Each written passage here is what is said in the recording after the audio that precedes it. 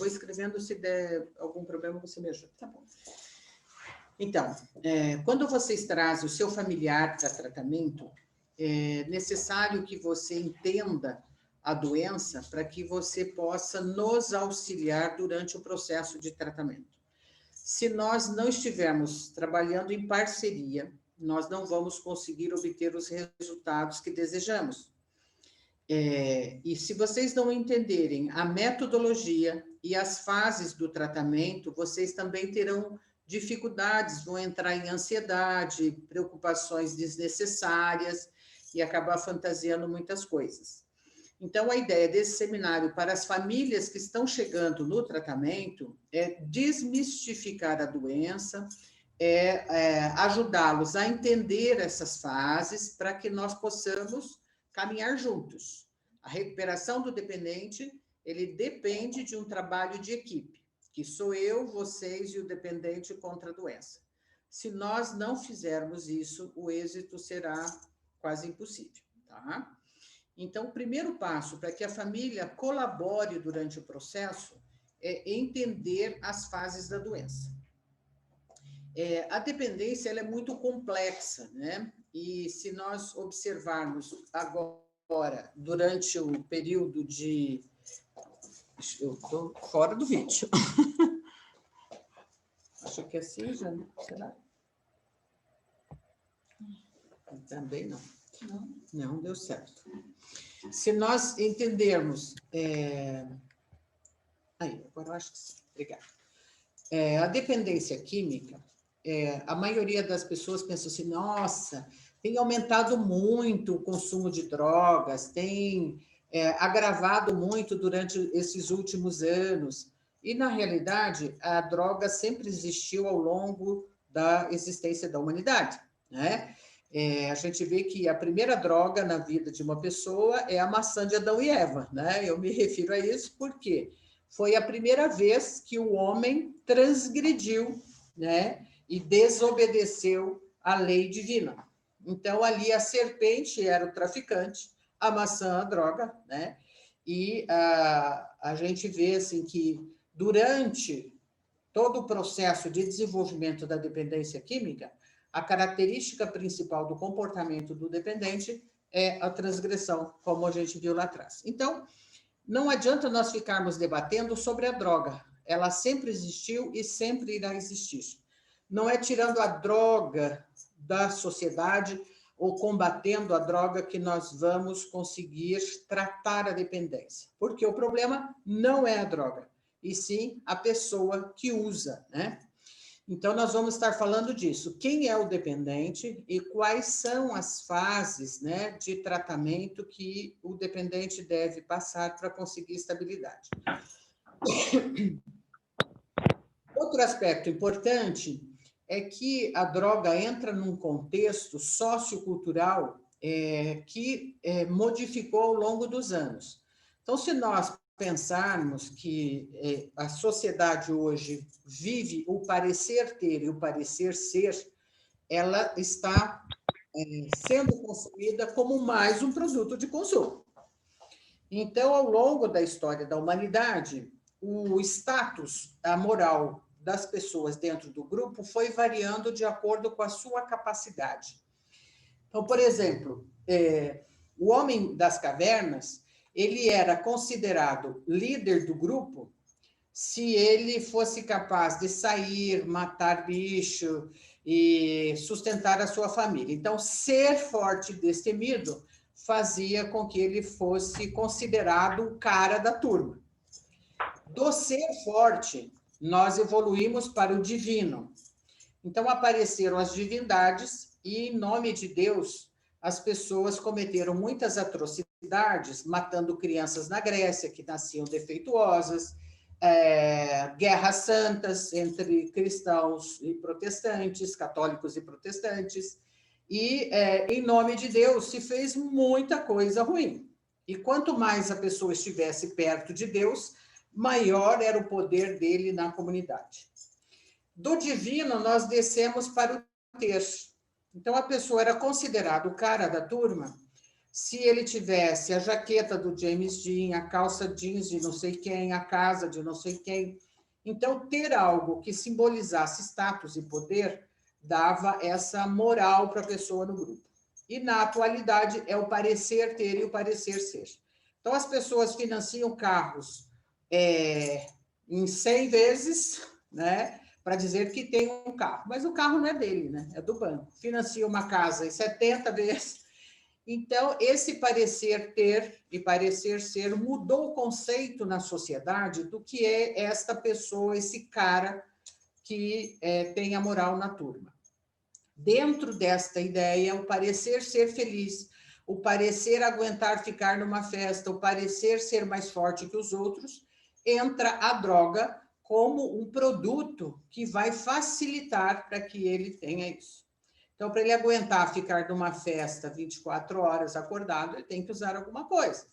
Para ele parecer fortão, ele tem que consumir anabolizante. E assim, a sociedade hoje convive com a droga como um produto de consumo que está dentro de casa. Então, há poucos anos atrás, as pessoas tinham uma visão mais crítica sobre isso e não tinha essa permissividade da presença do álcool e da droga dentro de casa, como se isso fosse algo natural, e não é, né? Então, é disso que nós vamos estar falando. Não pioraram as coisas, né? Modificaram as coisas.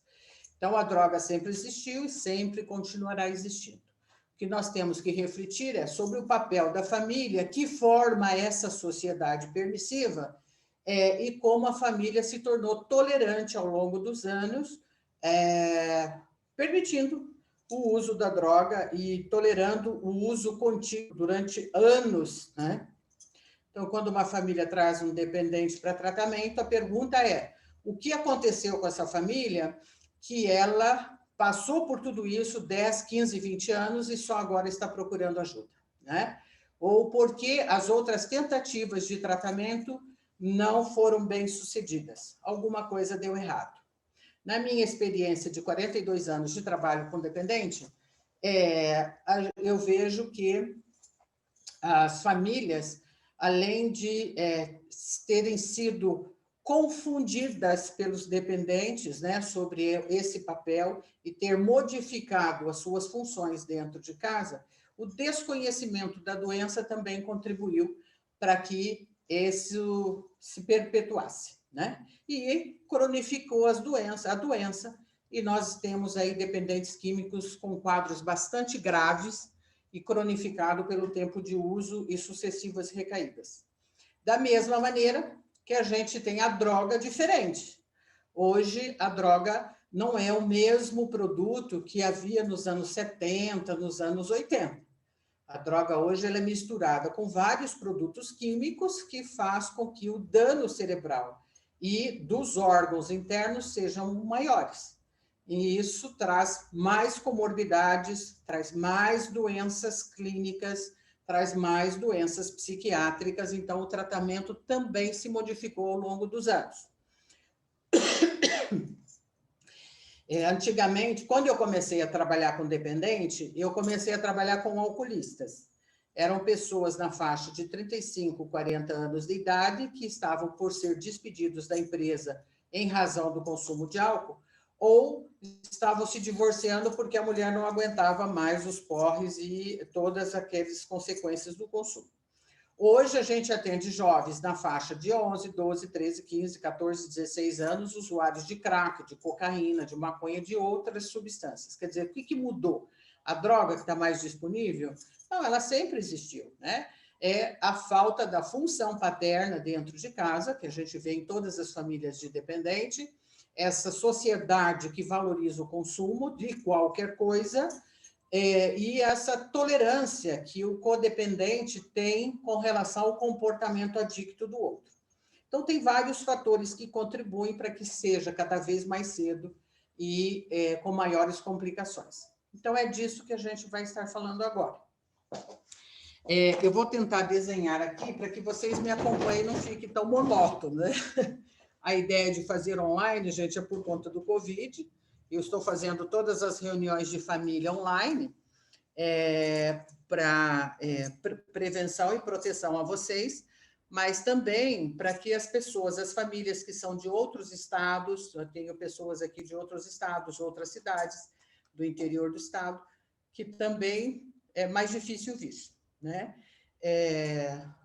Através deste seminário, nós temos grupos de família para que, durante toda a semana, a gente vá trabalhando a codependência. Não será o meu tema de hoje.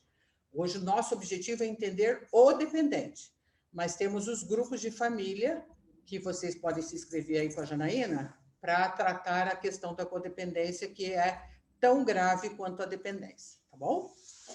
Então, vamos lá. Eu vou dividir em duas... Vocês estão vendo aí? Acho que tem que apagar essa luz aqui. Essa aqui, ó. Não. Não. Uma só. Vamos ver ali. Eu acho que não. Não apaga, né? Mas como é que deu certo da outra vez? Vamos lá.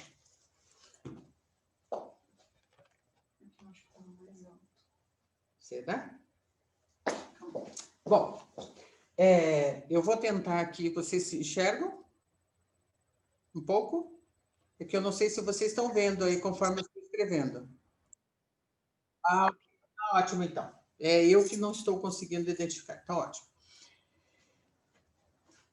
Vamos lá. O cérebro, o que acontece com o dependente químico? Ele tem um organismo diferente das outras pessoas. Não é o mesmo funcionamento que nós temos, porque ele tem um cérebro diferente e um metabolismo diferente.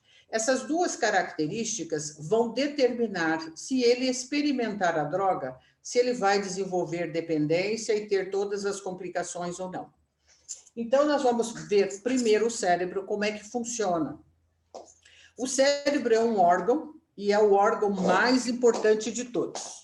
Por isso, ele fica acima do ombro para controlar todo o resto e protegido por um osso para não ser machucado. A única maneira de atingi-lo é usando droga.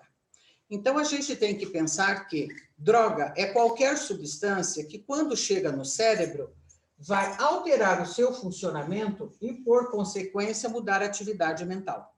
Então, qualquer substância que atingir o cérebro e modificar é droga. Então, a gente tem drogas que aceleram a atividade mental, que são chamadas drogas estimulantes, que é cocaína, crack, cafeína, nicotina, todas as substâncias psicoativas e tóxicas que termina em ina são as drogas estimulantes. Nós temos drogas que deprimem a atividade mental, chamada drogas depressoras, que é álcool e solvente, e temos drogas perturbadoras da atividade mental, que são as drogas alucinógenas, maconha e ácido, né? Então, esta classificação, ela acontece pela forma como elas vão agir nos neurônios, que tem o formato de uma mão aberta. Então, aqui está o nosso neurônio. Ele tem hastes, como os nossos dedos, que se comunicam entre si, fazendo a sinapse, que é a comunicação de neurotransmissão entre um neurônio e outro, como se fosse um fio de luz que conduz a eletricidade. Aqui é o núcleo da célula, onde a gente produz as nossas drogas naturais. Endorfina, serotonina, dopamina, adrenalina, etc. Este neurônio produz e, através de hastes, vai transmitindo para o outro como se fosse realmente um fio de luz. Existem 3 coisas que podem acontecer nos neurônios que irão produzir transtornos mentais. Primeiro, eu transmito mal, mas eu produzo bem. Se eu produzo bem, eu vou ter que tomar uma medicação que faça a ponte para que essa transmissão aconteça e aí eu estabilizo.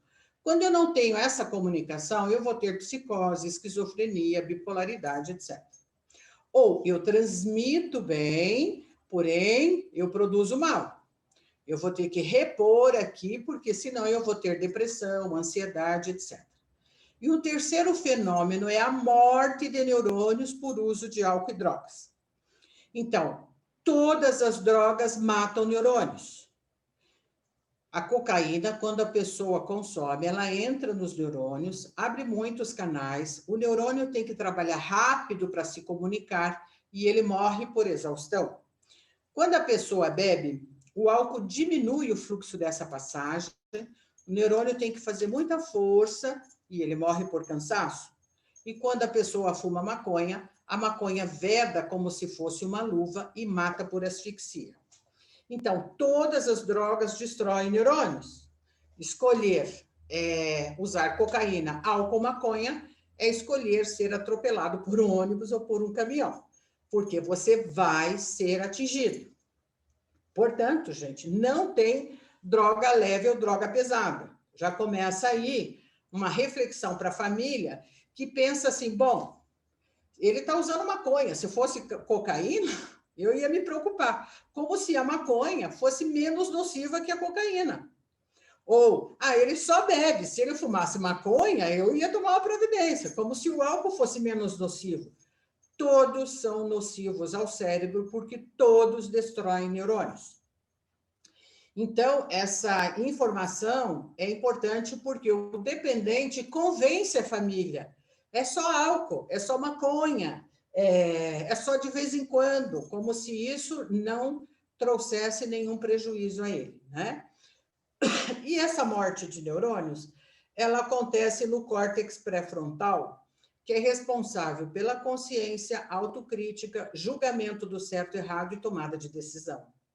Então, o dependente, na medida que vai destruindo neurônios nessa região, ele perde a capacidade de decidir, de pensar, e não tem capacidade crítica de analisar o que ele está fazendo está certo ou está errado. Então, esperar que um dependente reconheça que bebeu muito e precisa parar é cair no vazio.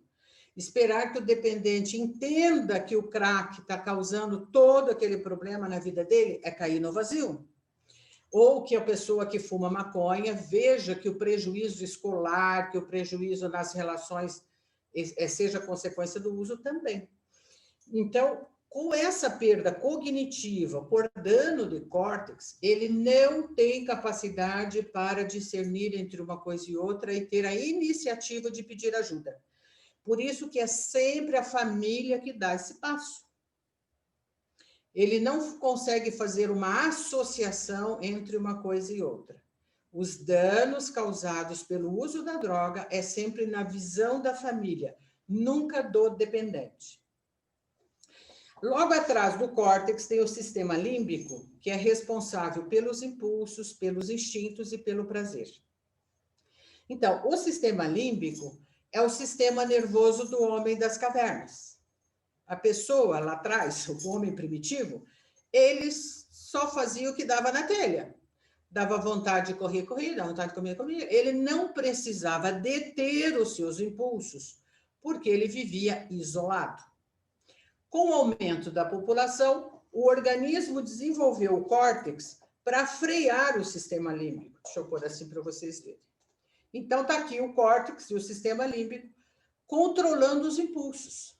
Por quê? Se a gente não conter os nossos impulsos, vamos sair por aí matando, roubando, não.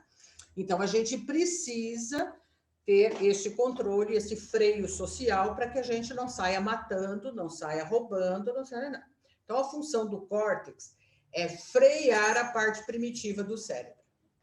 Na medida que a pessoa vai consumindo, então, ela vai perdendo o freio por esse dano que o córtex vai sofrendo ao longo do uso.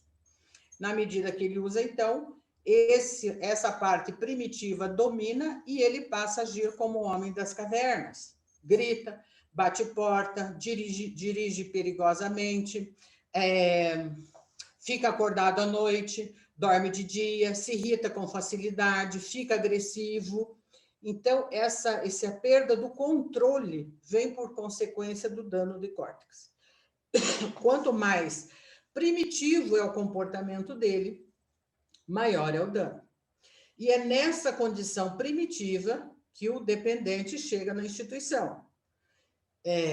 Por que todas as tentativas que vocês fizeram de tentar impedi-lo de usar a droga não deu certo? Por conta dessa configuração que faz com que ele só queira o prazer, só busque o prazer, só necessite de prazer. Ele não consegue ter nenhuma responsabilidade, inclusive pelo próprio tratamento. Então, a internação vem para conter, restabelecer o equilíbrio através da recuperação do tecido do córtex e ele voltar a frear essa parte primitiva de novo. E isso leva tempo, porque o álcool e as drogas ficam nas gorduras do cérebro por um período de 60, 90 dias. Então, meu programa é de 6 meses de internação, porque os primeiros 60, 90 dias é o tempo necessário para limpar o cérebro e o paciente ter o mínimo de condições terapêuticas de responder em grupo, de responder à terapia, de responder às medicações. A partir de 90 dias, que já limpou o cérebro, nós vamos avaliar as comorbidades. Eu disse que a droga hoje tem muita mistura de metais pesados que provoca alterações no funcionamento da atividade cerebral, causando transtornos e comorbidades psiquiátricas, como bipolaridade, psicose, esquizofrenia, depressão, transtornos fóbicos e etc. Então, nós precisamos primeiro limpar o cérebro e daí vamos começar a ter uma ideia da extensão do dano que causou. Neste período, a partir de 90 dias, vamos mudar a medicação, mudar o plano terapêutico, para que, através de nova medicação, a gente trate essas comorbidades, que pode durar 6 meses, 7 meses, 8 meses, alguns pacientes que cronificou, 1 ano, né? Então, o tempo de tratamento, ele depende da extensão do dano cerebral, e a gente observa isso pelo tempo, gente, que ele fica em abstinência, pelo sofrimento psíquico que ele demonstra pela abstinência da droga. Então, a família fica muito ansiosa, né? Quanto tempo ele vai ficar? O cérebro não tem um cronômetro que a gente marque. Entrou, daqui 60 dias vai estar assim, 90 assim, 180 assim. Não existe isso. É a forma como o organismo dele vai responder à abstinência, obrigada, é que fará com que a gente tenha uma previsão de tratamento. Então, em razão deste dano, é necessário que a família compreenda que quem cuida da doença sou eu. Você cuida do seu familiar. Porque vocês já tentaram tratar a doença em casa, mudando de profissional, mudando de clínica, mudando de remédio, levando na igreja, benzendo, não. Já foi tentado de tudo e não deu certo. Por quê? Porque você não tem o conhecimento, a especialização, a formação para tratar da doença. Quem trata da doença é o especialista, né?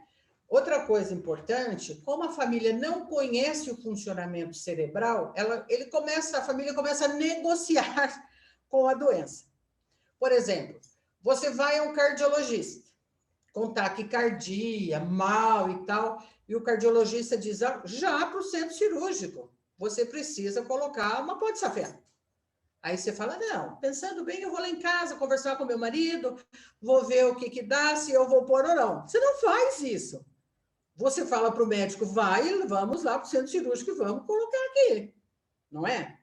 Se você tem uma fratura grave, o ortopedista diz, já para o centro cirúrgico, vamos colocar pinos, tem que colocar gesso. Não, doutor, eu vou para casa, eu vou pôr uma talinha lá, se não colar, eu venho aqui pôr. Você não faz isso. Você diz para o médico, arrume, pode fazer. Por que em se tratando de dependência química não é a mesma coisa? A família fica por falta de conhecimento. A dependência química é uma doença cerebral e o cérebro é um órgão e precisa de especialista para tratar, precisa de intervenção médica e de equipe multidisciplinar para tratar. E a família, ela apoia o tratamento, como quando vai ao cardiologista e ele manda colocar safena. Então, as orientações do programa de tratamento, elas são voltadas para a recuperação da condição cerebral dele, para que o estado mental volte ao equilíbrio. Então, essas fases do tratamento são necessárias para que a gente possa ter uma resposta terapêutica correta, e eu preciso do apoio de vocês, para que a gente possa estar fazendo a intervenção. Ah, quero ver meu filho, faz uma semana que está lá, 15 dias. Mas se ele não tem condições a nível cerebral de ter um contato com a família, por que você quer ir lá? Porque você é codependente e acha que somente sobre o seu olhar é que ele vai melhorar. Você quer ver se ele está comendo, se ele está dormindo, se ele está bem tratado. Isso é codependência, não é? Você passou uma vida inteira vigiando o comportamento dele para ver o estrago ou a melhora que ele teve. Então, é necessário essa confiança de que esta reunião de família só será marcada quando ele tiver condições de fazer uma abordagem terapêutica, para que ele fique bem e para que vocês saiam bem.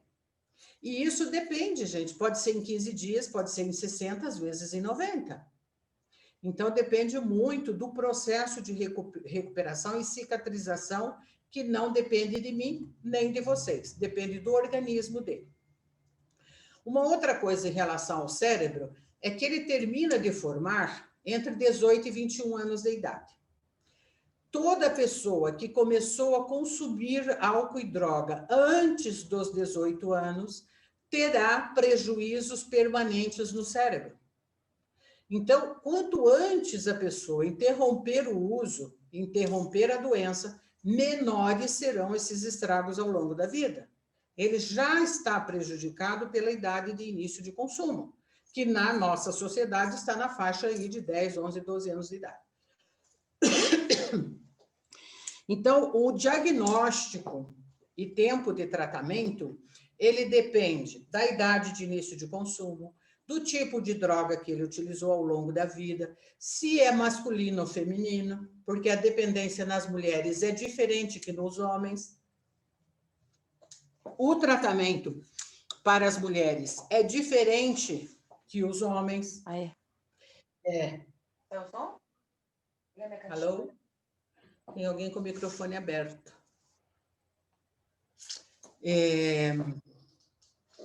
Então, essa condição cerebral, que eu quero frisar para vocês, é uma doença cerebral, não é uma doença mental, e nem um desvio de caráter ou uma pessoa que não tem força de vontade na vida. Então, eu mostrei para vocês um pouco da consequência a nível cerebral. Ao longo do tratamento comigo, vocês terão muitas outras informações a respeito disso. Agora eu vou explicar a causa disso no cérebro. Entre o córtex e o sistema límbico, existe um lugar chamado circuito de recompensa. Não estou me achando aqui com a câmera, gente.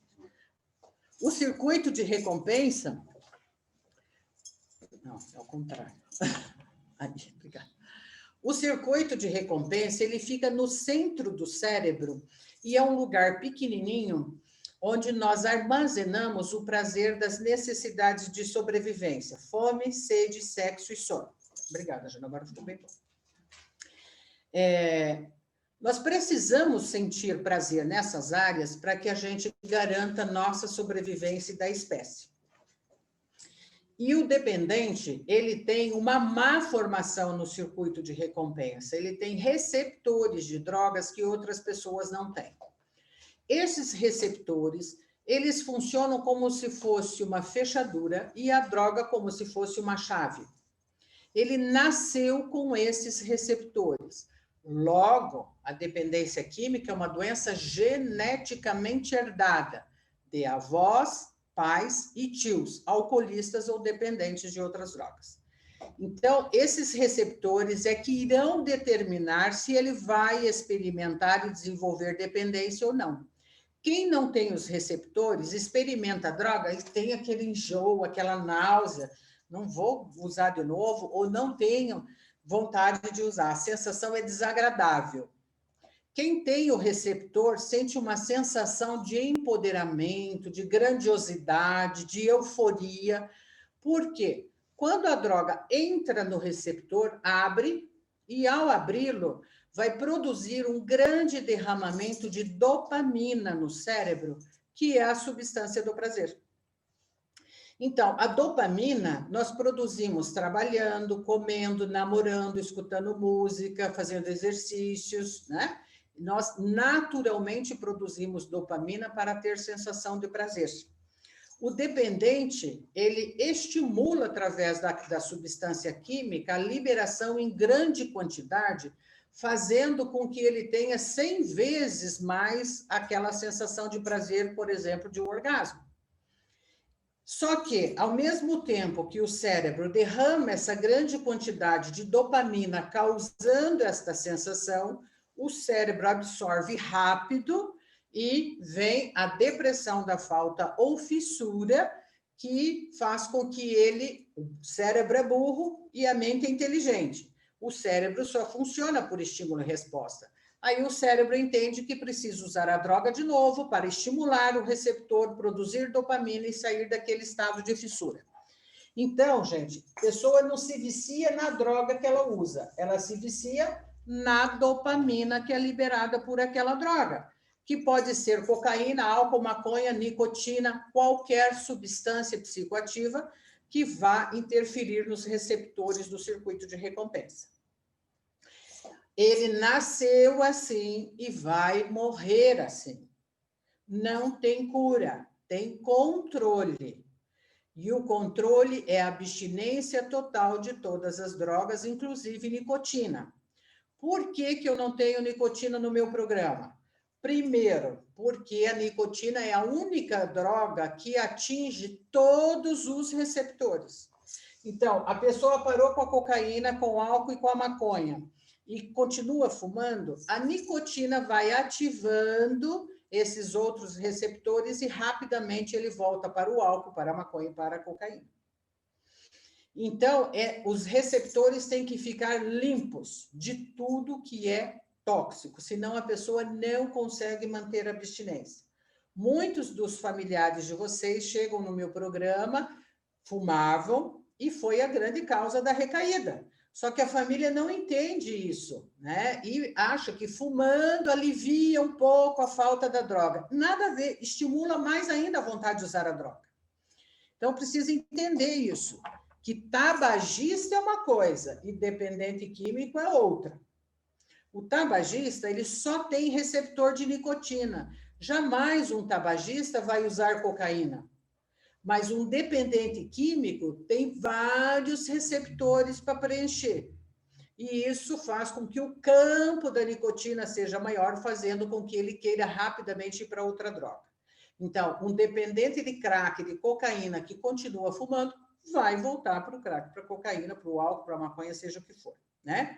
Por conta disso. Então, tabagista é uma coisa e dependente químico é outra. Muito na família do dependente, nós encontramos outras dependências. Tem o dependente químico, tem o pai que bebe, a mãe que fuma, o outro que joga. Então, a gente vê que existe um padrão químico na família que facilita com que ele não veja problema nisso. Então, tem a cultura da família também, que isso é no meu grupo de família que a gente trabalha, tá?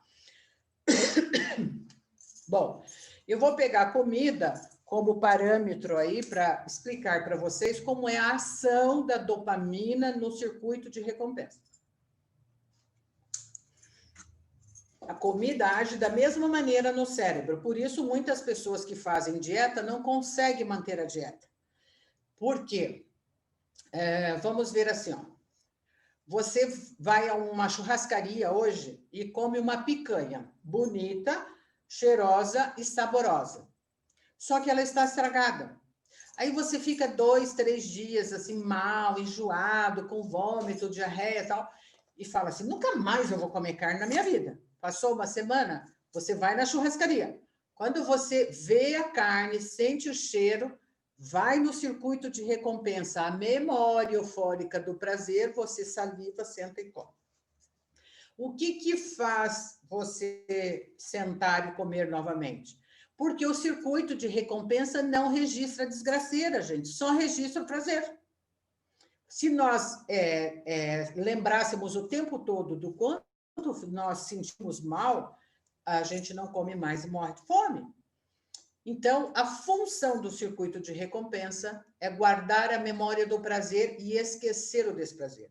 Assim é com álcool, com a droga, com qualquer substância que produz prazer. A pessoa no dia seguinte está com enxaqueca, com ressaca, com vômito, passou mal. Nunca mais eu vou beber na vida, não é assim que eles falam para vocês? Nunca mais eu vou usar droga, nem precisa fazer nada porque eu nunca mais vou usar.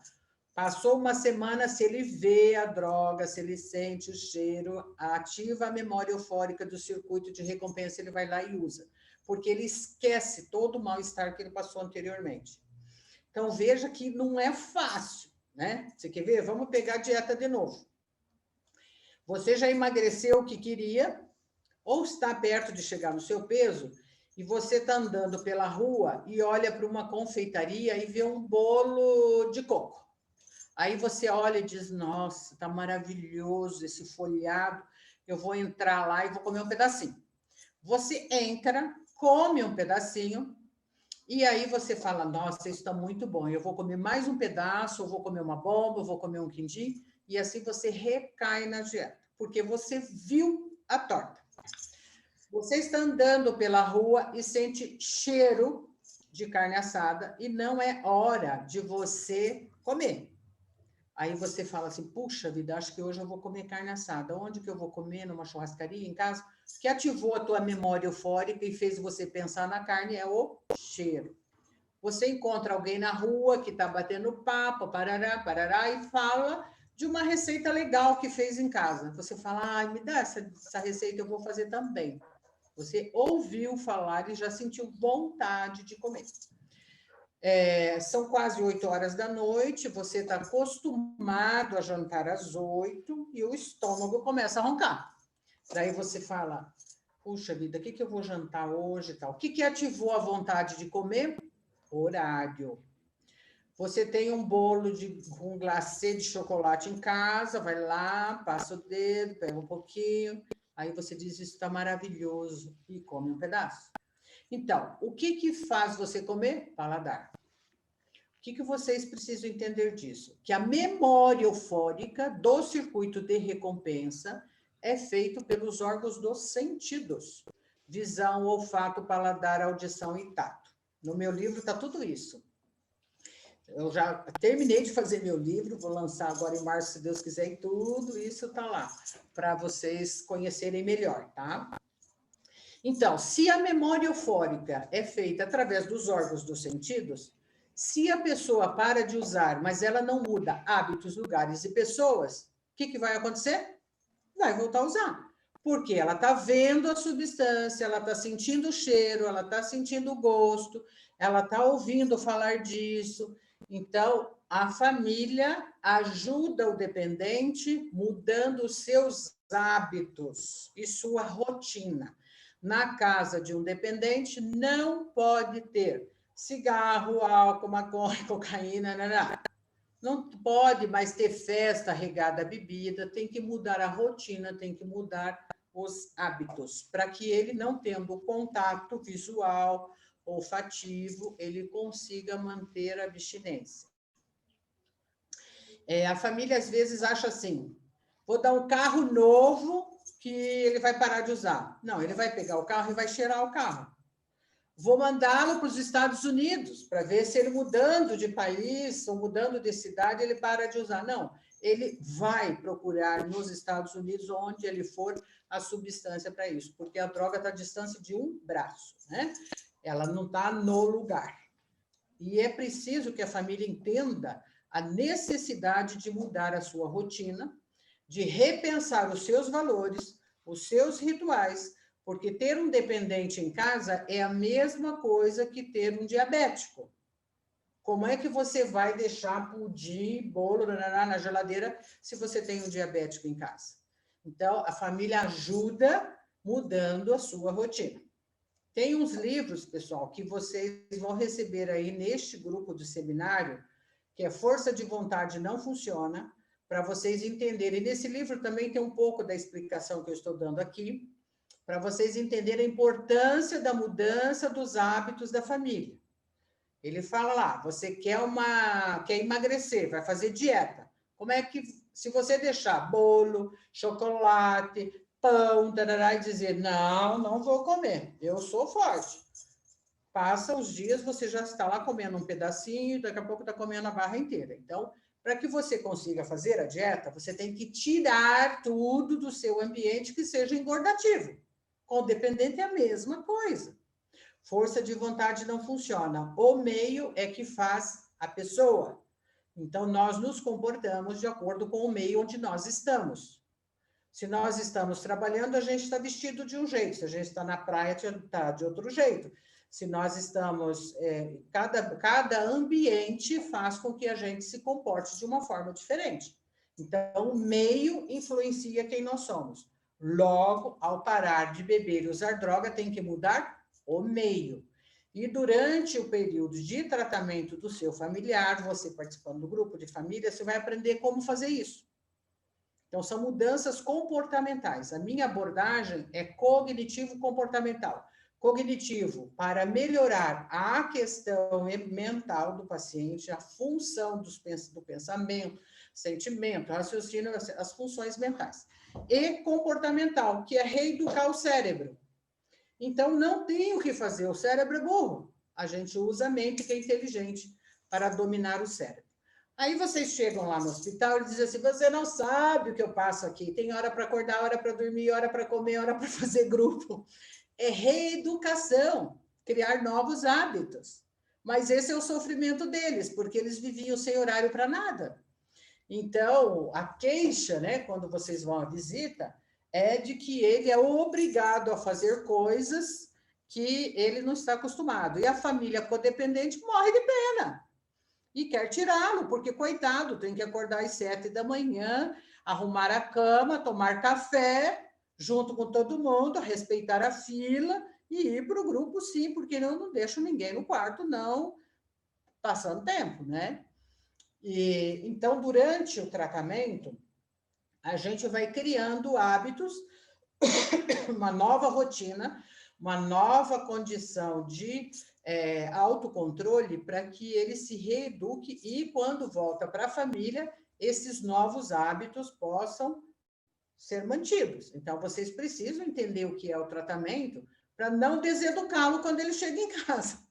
Volta para casa, daí a família deixa ele dormir a hora que quer, acordar a hora que quer, ficar a noite inteira assistindo filme, Netflix, Não. Ele vai ter que seguir em casa a mesma rotina do hospital. Comer de 3 em 3 horas, dormir às 10h30 da noite. Então, por isso que vocês precisam repensar a sua rotina e os seus hábitos para que vocês colaborem conosco.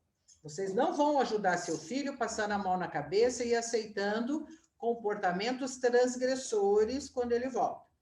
Mas tem tudo isso, a gente vai trabalhar na medida que o tratamento for transcorrendo, né? O que eu quero frisar, gente? É que uma família não cria um dependente. Não são relacionamentos que causam dependente, né? Quem viu a minha campanha do governo do estado, que junho é o mês de prevenção de drogas, eu fiz uma campanha aqui no estado. E eu falo lá, né, que a pessoa não usa drogas porque tem problemas, ela tem problemas porque usa droga. Então, a família, ela não contribui. A minha próxima campanha é: ninguém tem um filho para ser dependente químico, não é? Quando vocês... a minha campanha agora do final do ano, aí, dezembro, janeiro, será essa aí. Porque ninguém tem um filho e pensa que ele será um dependente. Você tem um filho para ser uma pessoa do bem, para ser uma pessoa legal, para ser uma pessoa bem-sucedida, para contribuir para a sociedade. A gente, quando tem um filho, não pensa isso? E, de repente, está lá ele fazendo uso de drogas e você se sentindo culpado, achando que errou em alguma coisa e não tem nada a ver. São as características do cérebro que ele herdou do vovozinho que bebia, do papai que bebia, do titio que cheirava, entendeu? Então, ele nasceu para ser dependente químico. Se você fosse boa mãe, bom pai, ele seria dependente químico. Se você fosse um mau pai, uma boa má mãe, ele seria um dependente químico. Se você é uma boa esposa, ele seria um dependente químico. Se você não fosse, também seria. É uma predisposição para isso, como cor dos olhos, cor do cabelo e cor da pele. Nasceu e vai morrer assim. Só que ele tem que entender isso e fazer coisas para mudar seu estilo de vida, mudar seu comportamento e conseguir manter-se longe da droga no mundo que tem uma grande oferta de droga. E aí, gente, é o nosso trabalho. Eu e vocês e a minha equipe para fortalecê-lo e fortalecer vocês para criar um novo estilo de vida que durou, pense bem, 10, 15, 20 anos usando. Vocês acham que é em 30 dias que vai resolver isso? Vocês acham que é em 6 meses? Então, não me surpreende mais, porque eu já tratei quase 20 mil pessoas aí, né, em famílias. Então, eu vejo assim, olha, a pessoa já bateu na mãe, bateu na mulher, brigou, gastou dinheiro em droga, ficou provocando o vizinho, já foi preso, já bateu o carro, e o problema é estar internado. A internação vira um problema. Já enfrentou traficante, já enfrentou polícia, traz para eu cuidar e eu viro a bruxa malvada que está, coitadinho, judiando do filhinho, porque eu tenho que fazer ele acordar às 7 da manhã. Então, essa inversão é codependência, né? A mãe codependente é aquela que o filho apronta na escola, ao invés dela questionar o comportamento do filho, ela vai questionar a professora e a escola. É a mesma coisa.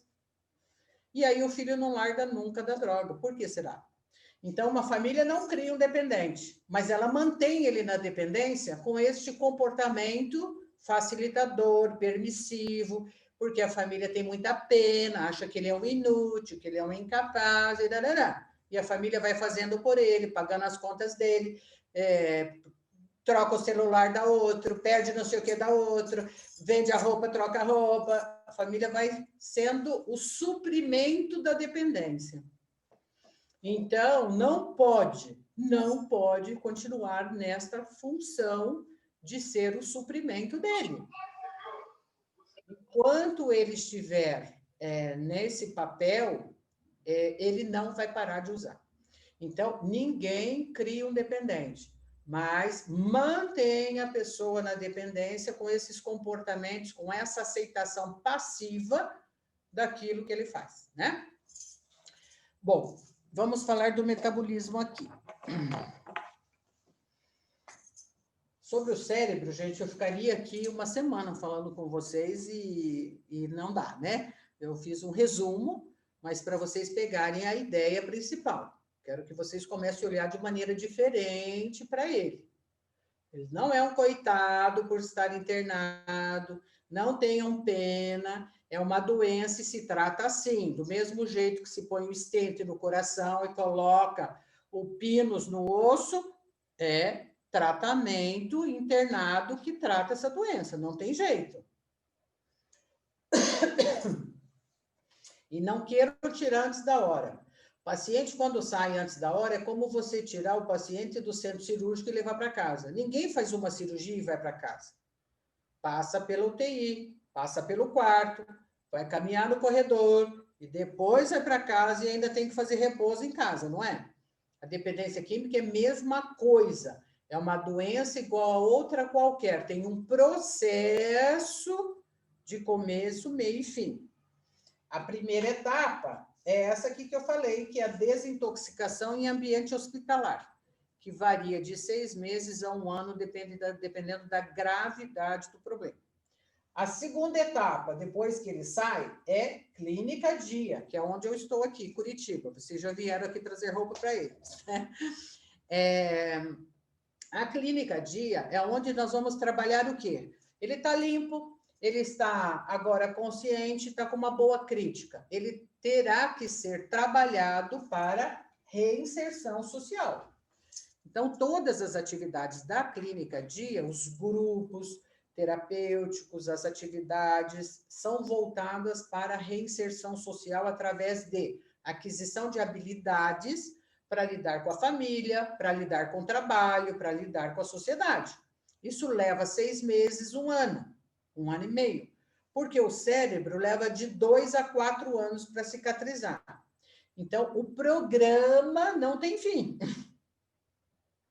Pense, gente, 15, 16, 20 anos usando. Quanto tempo a gente vai levar para criar novos hábitos, reorganizar o sistema nervoso, reorganizar as funções cognitivas e a parte cerebral? Leva tempo, né? Então, na Clínica Dia, são grupos de segunda, terça, quarta e sexta. Eles fazem grupos, faz terapia individual, faz estimulação neurocognitiva, tem o psiquiatra, tem a terapeuta ocupacional, assim como tem lá no hospital uma equipe multidisciplinar para atender, aqui na Clínica Dia também. Porque ele precisa de todas esses profissionais para recuperar a condição cerebral e mental e poder se estabilizar, tá? Depois que ele passa pela Clínica Dia, ele vai para a terceira fase, que é a fase de manutenção. A manutenção ele já recuperou tudo. Então, agora ele tem que se manter abstinente. Aí tem os grupos de manutenção, que é uma vez por semana, ou a terapia individual uma vez por semana. Na recuperação, gente, lembre-se assim, ó, não tem mágica, é trabalho braçal, meu e de vocês e do paciente contra a doença. Então, a recuperação é como uma água parada que a gente joga uma pedra, vai formando ondas, né? A primeira onda é família e espiritualidade. Dominada esta onda, nós vamos para a segunda onda, que é o social, que é quando ele vai pegar de volta o kit recaída. O que é o kit recaída, gente? Celular, computador, carro, cartão de crédito, dinheiro e chave de casa. É o kit dos 5 Cs que eu falo. Essas coisas, quem devolve sou eu. Por quê? Porque são os meios pelos quais ele usa droga, compra droga, guarda droga e lembra droga. Dentro da memória eufórica, essas 5 coisas são os principais instrumentos que eles usam para o uso da droga. Então, eles saem de lá sem isso e vão permanecer sem isso por muito tempo. Então, é na segunda onda do social que eu vou devolvendo conforme ele vai tendo habilidade para lidar com isso de novo. É ensinar tudo outra vez, só que de um outro jeito. Então, por exemplo, eu vou liberar o celular. Não é assim, toque o celular, iPhone 12 aí agora, né? Não é isso. Eu faço uma reunião com a família, nós tiramos o número, nós deletamos tudo, ele pega o celular novo, o número novo, e vai ter horário para usar. Os pais ficam com o celular e com a senha. Ele tem horário para pegar, horário para entregar, não pode ter rede social, não pode ter amiguinho no contato, né? Então, ele tem que reaprender a usar o celular sem que esteja vinculado à substância. Por que rede social, gente? Vocês assistiram aquele vídeo das redes sociais? Os desafios da rede, eu acho que é isso. Dilema Vocês social, eu acho. Oi? Dilema das redes. Dilema, isso, obrigada, Cris. É o dilema das redes. Assistam, para vocês verem a influência que as redes sociais têm sobre as escolhas, sobre a personalidade e sobre o comportamento das pessoas. Dilema das redes. E aí vocês vão entender por que eu tiro as redes sociais.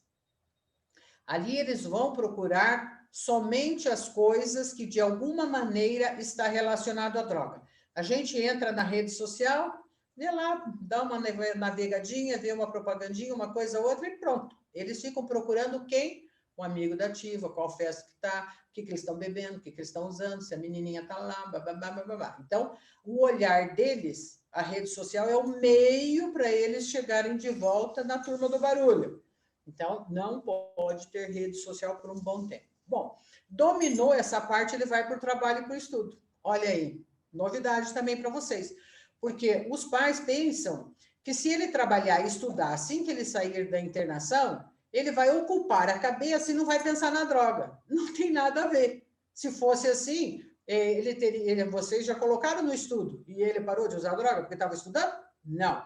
Ele trabalhou e ele parou de usar droga porque trabalhou? Não. Então, trabalho e estudo não faz ninguém ficar limpo.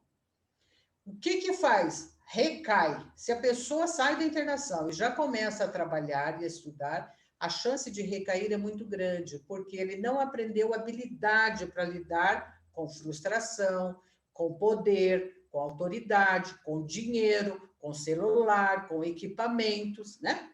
E ele, passando pela fase do social, fica melhor preparado para que o trabalho seja uma rede de proteção e não um fator de risco. Bom, eu voltei de novo para o cérebro, né? Deixa eu ir de novo aqui para o metabolismo, então. Eu falo muito, né, gente? Eu tenho um psiquiatra no Rio Grande do Sul, muito amigo meu, que ele diz assim, Cleusa, a gente escuta. Quando dão chance de falar, a gente destrambela e não para mais. Então, se tiver cansativo, faz um sinal aí que eu dou uma parada. Bom, aqui é a fase de dependência e aqui a quantidade de problemas que uma pessoa pode ter por consequência do uso. Todo dependente começa a sua história a partir deste ponto aqui. Ninguém fica dependente porque bebeu uma cerveja hoje, cheirou uma carreira hoje ou fumou um baseado hoje, gente. Não é a primeira experimentação que irá levá-lo para a dependência, tá? Existe uma história que vai contribuir dele passar do uso, que é a fase inicial, para o abuso e depois para a dependência. Então, existe uma evolução, são estágios. Às vezes, a família pensa que ele é um dependente e ele é um abusador. Às vezes, pensa que ele é um abusador e ele é um usuário. O que diferencia? Vamos ver lá. Vamos imaginar a história de um menino. Eu criei essa historinha que eu acho que ilustra para vocês, né? Vamos imaginar 10 meninos que foram a uma festa e beberam pela primeira vez uma lata de cerveja aos 11 anos de idade. Lembre-se que eu falei agora há pouco que o início de consumo é na faixa de 10, 11, 12 anos de idade. O CEBRID, que é o órgão responsável pelas pesquisas de droga no Brasil, me mandou aí recentemente que baixou para 9 anos de idade. Então, o que está acontecendo com as nossas crianças? Está acontecendo alguma coisa errada com as nossas crianças? Não. Está acontecendo alguma coisa errada com os pais. Aonde estão os pais dessas crianças? Que, com 9 anos de idade, já está experimentando bebida alcoólica. E está experimentando aonde? Dentro de casa, no copo do próprio pai, da própria mãe, ou do padrinho, ou do tio, né? Então, o acesso ao álcool é muito fácil, porque ele está dentro de casa, nas festas de criança. Hoje, as festas de criança não é mais brigadeiro e guaraná, gente. É churrasco e cerveja para o adulto. Logo, não é festa para a criança, é festa para o adulto. Mas a criança, vendo esse contato com a cerveja, com a bebida alcoólica, passa a entender que aquilo é como se fosse refrigerante. E aí ele começa a admirar o gesto do adulto de beber. A criança aprende olhando as reações emocionais do adulto. Então, ele vê o pai pegando o copo de cerveja aí, sorrindo, falando. Ele não sabe o gosto nem o efeito, mas ele vê que o pai, ao beber, tem uma reação eufórica. Aí ele pensa, se eu beber, eu vou sentir essa euforia. Ele não pega o cigarro e fuma, porque ele não sabe o sabor nem o efeito. Mas ele quer fumar porque vê a mãe brincando com a fumaça como se aquilo fosse um brinquedo. Vocês já viram que fumaça, a pessoa que fuma, ela fica ali divagando com aquela fumaça do cigarro, como se fosse uma brincadeira? A criança observa isso e fala, opa, deve ser legal isso, né? E associa que fumar pode ter aquela sensação que está vendo a mãe e o pai ter. Então, criança aprende pela expressão do adulto. Vamos ver, então, que esses meninos que foram à festa e beberam pela primeira vez. 8 deles, quando chegou... Isso aqui é muito importante, gente. Se vocês estiverem cansados, acorda aí, porque é bem importante. Não que o que eu falei até agora não fosse, mas eu falei daqui, do cérebro. Agora eu vou falar do fígado, do metabolismo. Então, esses meninos, aos 11 anos de idade, foram a uma festa, beberam. 8 deles, quando chegou na metade da lata, ficou enjoado, ficou tonto, não quis continuar bebendo, falou, não vou beber porque eu estou pagando mico aqui. 2 deles, no entanto, ficaram eufóricos. Ó, dopamina. Ficaram mais alegres, mais divertidos, conseguiram falar com a menina, etc. Então, nestes 2, que é 20%, o efeito foi diferente. Ele sentiu prazer com essa lata. O efeito foi diferente. Mas ele não tem problemas por isso e não tem dependência. Passado um tempo, esses mesmos meninos vão a uma outra festa. Os 8 que sentiram-se mal da primeira vez falam, não vou beber não, porque eu não quero pagar mico.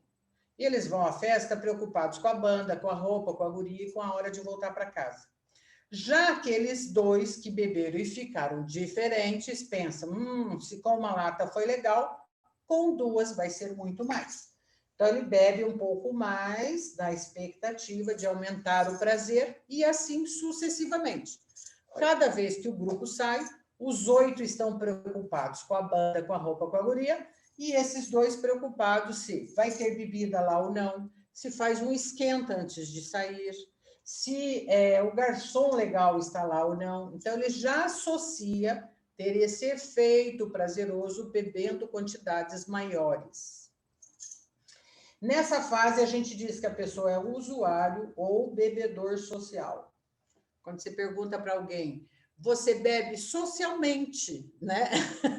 Todo mundo bebe socialmente, porque bebe na sociedade. O bebedor social tem um padrão de consumo. Qual é o padrão? Ele bebe pelo gosto. Quem bebe pelo gosto, bebe devagar e uma taça basta. Já esses 2 aqui, bebem pelo efeito e rápido.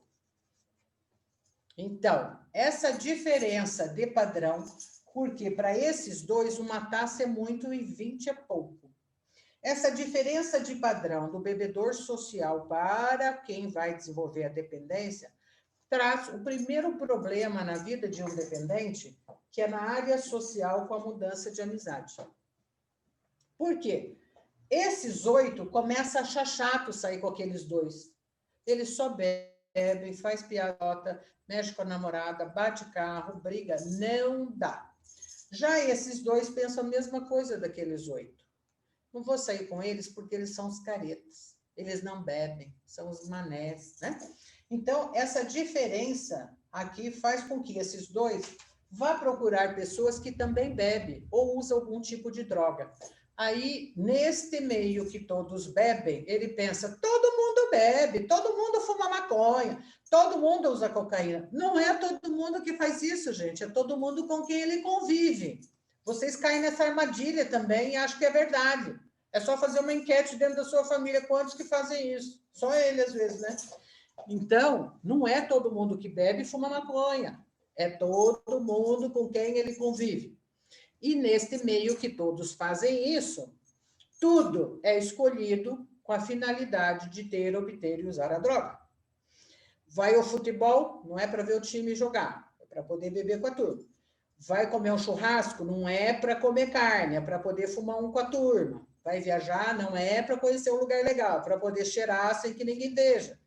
Então, ele vai se adaptando ao outro estilo de vida e começa a achar normal o anormal. Ele começa a achar que viver daquela maneira é certo. É um novo estilo de vida para ele. E ele muda com isso seu comportamento, sua forma de divertir-se, o gosto musical. Ele vai mudando a sua forma de ser e isso chama a atenção da família. Começam os problemas familiares. O que está acontecendo com ele? que ele gostava de almoçar com a gente, agora prefere estar com a turma. Ele gostava de ficar batendo papo aqui na sala, agora se enfia lá no quarto e nem olha para a cara da gente. Gostava de estudar, agora não tem interesse por mais nada. A gente vai conversar, só tem discussão. Olha o jeito que ele se veste, olha o jeito que ele fala, olha as músicas. Cadê aqueles amigos legais que vinham aqui em casa? Então, a família vê que tem uma coisa errada, só que ao invés de pensar na droga como o fator que está desencadeando isso, ele vai procurar um culpado. A primeira reação da família é sentir culpa, aonde foi que a gente errou. Ou vão culpar um ao outro. A mãe acusa o pai, você é um pai ausente, você não deu atenção, você isso, você aquilo. O pai acusa a mãe, você é super protetora, faz tudo o que ele quer, satisfaz todas as vontades dele, deu nisso. Ou culpa a mulher, ou culpa a namorada, ou culpa o vizinho, né? Ou culpa o marido.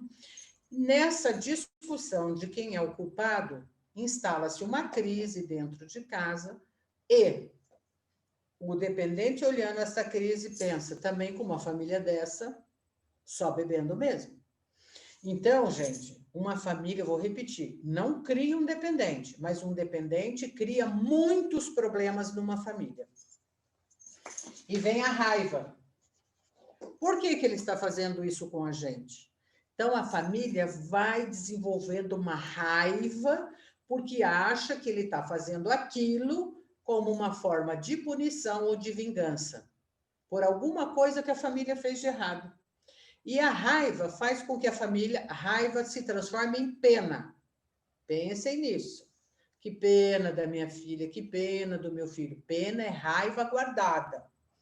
Na raiva, a família amarra no pé da cama ou finge que não vê, ignora, né? E vem a vergonha. O que vão pensar da gente ter um filho assim, um marido assim? Então, o sentimento de vergonha faz com que a família comece a mentir, a pôr o problema embaixo do tapete, a ignorar as coisas, fingir que não está vendo, e também começa a se isolar. Para de frequentar ambientes sociais para que ninguém pergunte, não traz mais amigos em casa, não traz mais familiares em casa. Então, essa atitude, né, da família de vergonha faz com que ela se isole e fique refém do dependente. Diante da vergonha, a família começa a fazer tudo o que o dependente quer, achando que fazendo o que ele quer, ele vai parar de usar. É assim ou não é? Vocês começam a ceder, e ele percebendo que vocês estão cedendo para ver se ele consegue mudar, ele se aproveita disso, e quanto mais você dá, mais ele quer. E aí ele passa a ter controle sobre você e sobre a família. Quem manda em casa, na família de um dependente, é o dependente químico, que controla todo mundo com seu comportamento. Quer ver? Sai de noite e você não sabe onde vai. Um liga para o outro, você sabe de fulano? Você viu ciclano? Será que você vai lá buscar? Levanta, vai lá de onde foi. E quem que está mandando? O dependente. Então, isso precisa reverter na família. O livro de codependência, que eu vou colocar ali no grupo, gente, vocês precisam ler. E o livro Atrás da Singela Aparência de Mãe também. Então, a literatura que eu vou colocar no grupo, compre e leiam. Isso vai prepará-los para lidar com esse comportamento adicto dele. E vem o medo. Aonde ele foi? Com quem ele foi? Vai voltar para casa? Não vai voltar para casa? Então, o medo paralisa a família, que fica pensando nisso 24 horas do dia. Vocês só pensam e falam nesse assunto. Encontram um amigo, e daí, tá tudo bem? Podia estar melhor, né? Meu filho recaiu, meu filho está internado, passou a noite na rua. E daí, como é que está você? Podia estar bem, né? Porque agora, só fala nesse assunto. As pessoas vão até se entediando, não quer mais conversar com você, porque você não sabe falar de outra coisa, né? E o medo é assim, ó, tá na rua, tá com medo. Tá no quarto, tá com medo. Tá internado, tá com medo. Ele está numa instituição com médicos, enfermeiros, psicólogos, uma equipe gigante que eu tenho lá para cuidar dele, e a família está em casa de luto. Tem gente que vem na consulta de preto, chorando, como se ele tivesse morrido, e ele está internado, se tratando do cérebro doente dele. Veja como a família vai ficando refém, que não consegue tirar os olhos de cima da pessoa. Saiu de casa, fica um vazio. Mas não é a pessoa que está fazendo falta, é o problema que está fazendo falta. Porque o codependente se vicia no problema, né? Bom, esses sentimentos de culpa, raiva, vergonha e medo paralisa a família porque ela se sente impotente por não conseguir convencê-lo a parar de usar. E isso gera depressão, gera ansiedade, que nós chamamos codependência. A codependência é uma reação da família de sofrimento psíquico por não conseguir convencê-lo a parar de usar. E o que predomina na codependência são esses sentimentos de culpa, raiva, vergonha e medo. O codependente se sente responsável pelo que o outro está fazendo. Aí fala por ele, decide por ele, resolve por ele, vive por ele.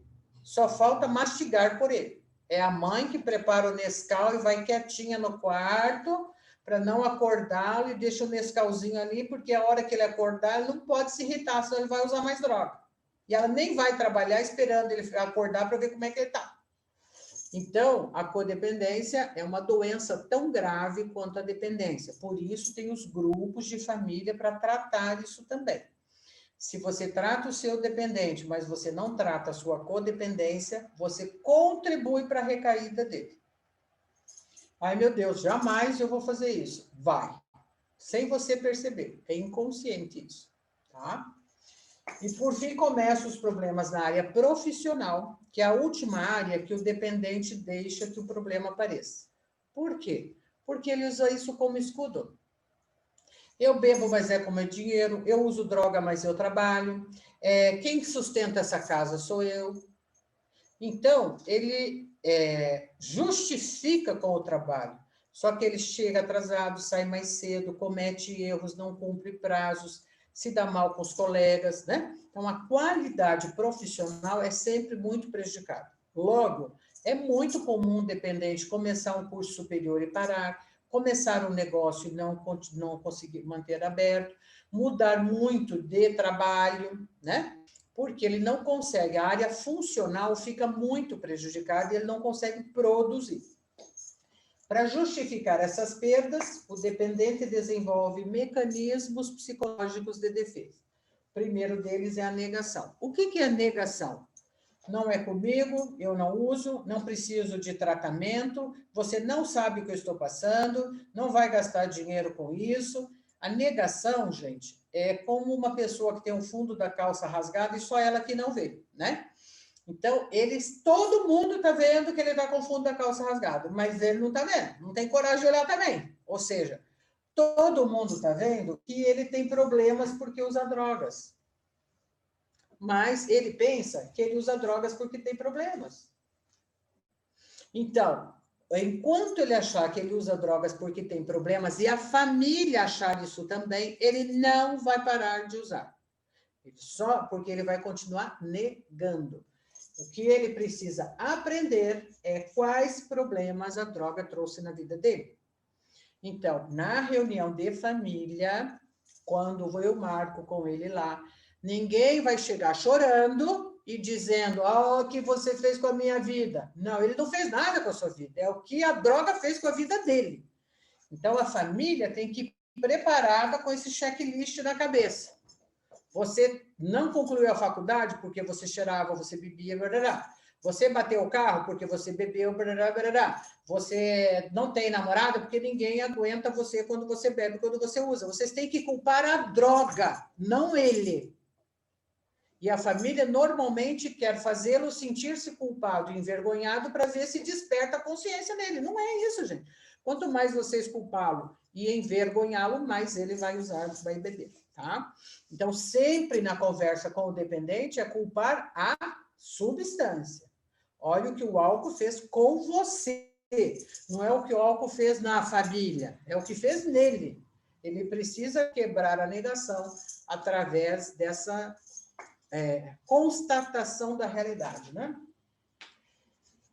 Ou ele começa a projetar, arrumar um culpado para isso. Eu bebo porque está sol, porque está chuva, porque está calor, também o time ganhou, o time empatou, a mãe que eu tenho, o pai que eu tenho, a namorada que eu tenho. Ele fica procurando motivos e pessoas para justificar e jogar a culpa daquilo que ele está fazendo, né? Então, aquela velha história, a culpa é minha, eu ponho em quem eu quiser, né? Ou racionaliza. Eu paro a hora que eu quiser. Eu não preciso de tratamento. O meu problema é cocaína, álcool não dá nada, nicotina, né? Maconha é uma erva natural. Racionalização é uma explicação infundada que ele dá para um comportamento que não tem razão de ser. Então, quanto mais ele nega, projeta e racionaliza, mais explicações ele acha, mais ele consome. E aí começam os problemas físicos. Problema de peso, problema do sistema nervoso central, problema do sono, da sexualidade, enfim, todas as áreas. E, por fim, começa o que eu chamo de problema espiritual, por isso eu tenho espiritualidade no meu programa, que é o empobrecimento da pessoa. Ele vai perdendo a dignidade como ser humano. Passa a manipular, passa a fazer chantagem emocional, passa a mentir, ri dos valores da família, ironiza, enfim, perde a fé em Deus. Quando chega nessa fase, ele passa para o abuso ou o bebedor problema. E chega uma hora que ele tem muitos problemas por consequência do uso e tem síndrome de abstinência na falta. O que diferencia o abusador do dependente é a síndrome de abstinência. Parou de usar, ele vai ter irritação, depressão, ansiedade, taquicardia, tremor, sudorese, delírio, alucinação e etc. Então, ele começa a ter um sofrimento físico por consequência do uso, e esse sofrimento passa quando ele bebe ou usa de novo. Então, na fase de dependência, ele não usa droga pelo prazer que deu no início. Ele usa droga para não sentir o desprazer da falta. Por isso que não consegue parar em casa, gente. Começa a baixar a toxicidade, ele começa a ter reação física da falta, vai lá e usa para passar. Porque ele teve acesso, a droga está lá dentro de casa. Se ele está internado e ele tem a crise de abstinência, nós vamos medicar, nós vamos dar terapia, nós vamos dar suporte para que ele suporte a crise de abstinência sem uso.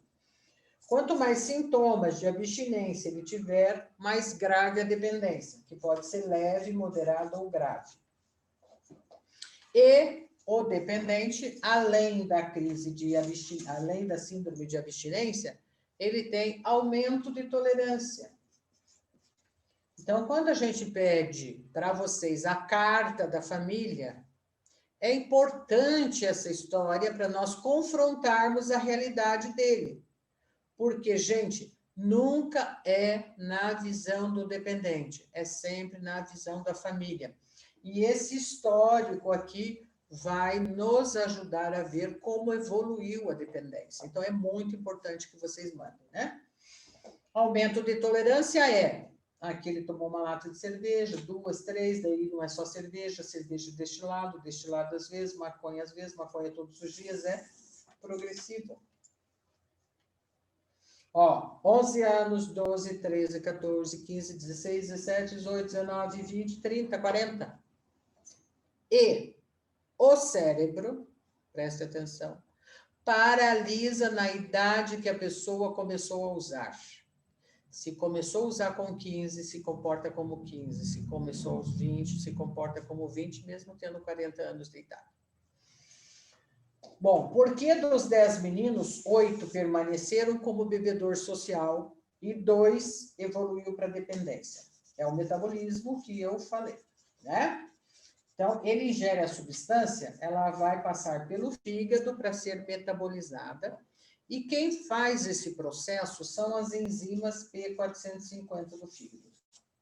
elas são responsáveis por receber, filtrar e eliminar as toxinas do organismo. O dependente tem ela entupida. Então, quando chega a substância aqui, não tem passagem, ela bate e volta.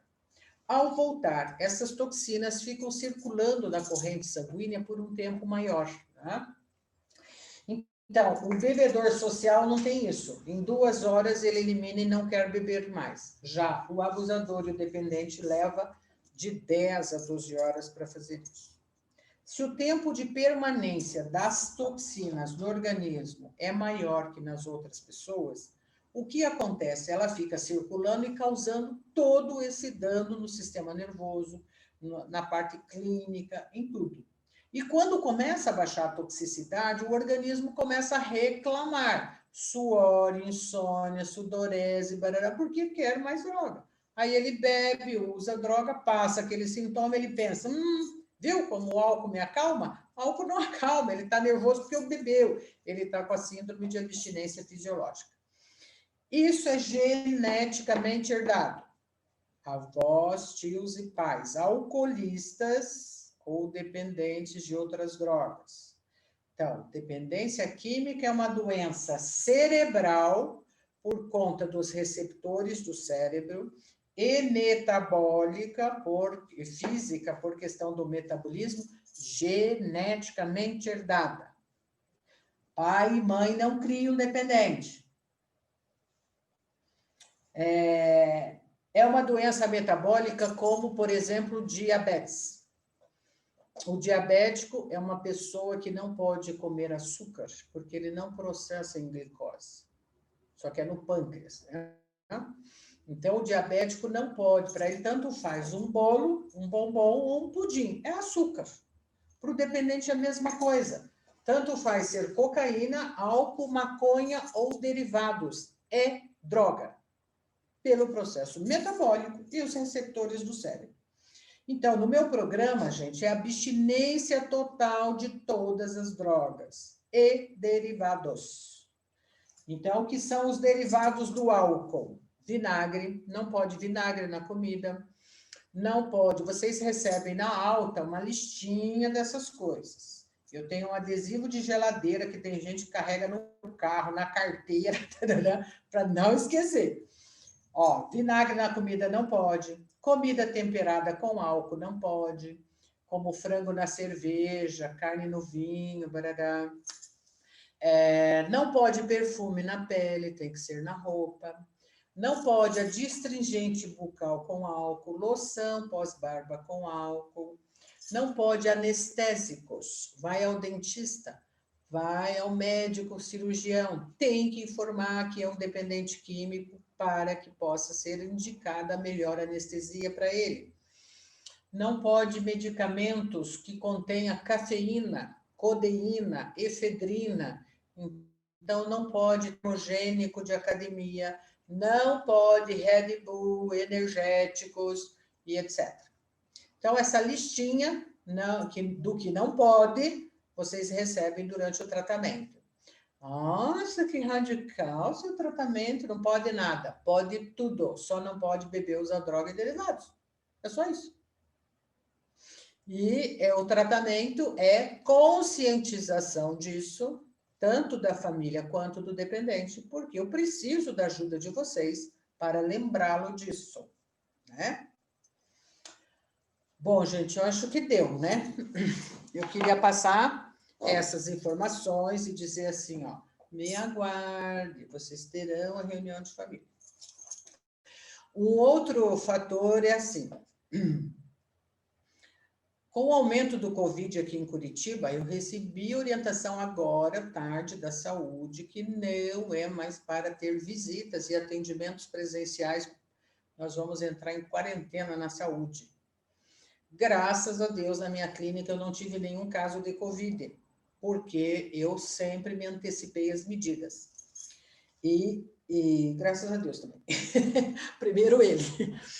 Então, assim, para que a gente não venha a ter, eu vou adotar já, para partir de segunda-feira, essa medida lá. Então, os atendimentos de família serão feitos pela minha equipe online.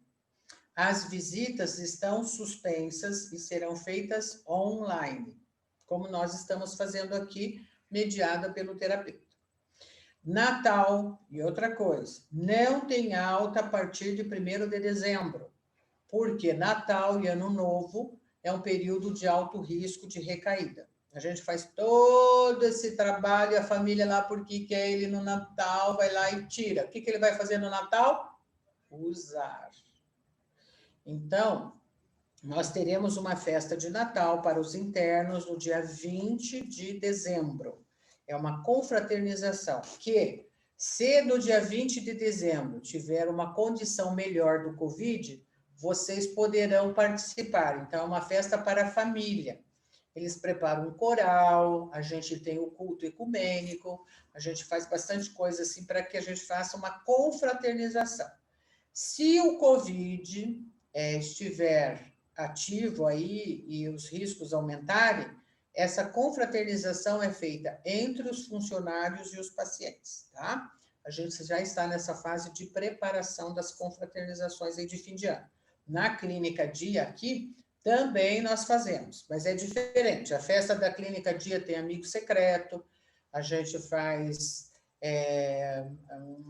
um almoço natalino, um café natalino, mas sempre comemoramos, além do culto ecumênico, que não podemos esquecer que o Natal é uma festa religiosa, né?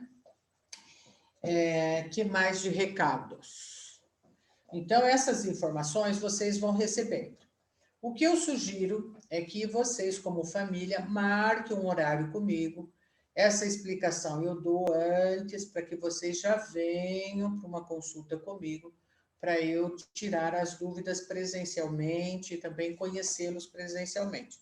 O atendimento aqui na Clínica Dia é presencial. No hospital, por conta da quantidade de pacientes que estamos lá, é muito risco, né? A gente tem aqui alguns hospitais em Curitiba que estão em quarentena porque teve muito caso de Covid. Graças a Deus lá não aconteceu. Então, eu sou rigorosa na admissão do paciente, ele fica isolado, tem que vir o exame zerado, né, negativado, para que ele possa iniciar as atividades. Isso protege bastante. Os meus funcionários também, eu tenho bastante rigor na questão do uso de máscara, álcool gel, estar sempre cuidando da higiene, a limpeza. Até no grupo, alguém participou do grupo semana passada, falou assim, eu fiquei admirada com a limpeza do teu hospital. Nem o outro que o meu filho passou assim. E eu cuido muito disso, né, e prezo, principalmente, mais ainda agora, pela questão do Covid. Então, é isso, pessoal. Para eu tirar as dúvidas de vocês, aí faremos, então, as nossas individuais. Vocês liguem aqui para a Jana,